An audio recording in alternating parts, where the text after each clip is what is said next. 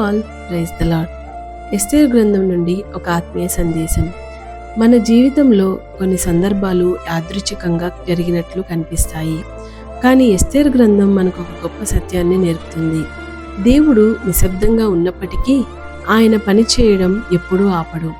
ఎస్తేరు రాణి కావడం యాదృచ్ఛికం కాదు, అది దేవుని సమయము. ఆమె అందం కోసం కాదు, తన ప్రజలను రక్షించడానికి ఆ స్థానానికి తీసుకురాబడింది. నువ్వు ఈరోజు ఉన్న స్థానం కూడా వృధా కాదు. నీ కుటుంబంలో, నీ ఉద్యోగంలో, నీ పరిచర్యలో దేవుడు ఒక ఉద్దేశంతో నిన్నుంచాడు. మొర్దెకై చెప్పిన మాటలు ఈరోజు మనకు వర్తిస్తాయి.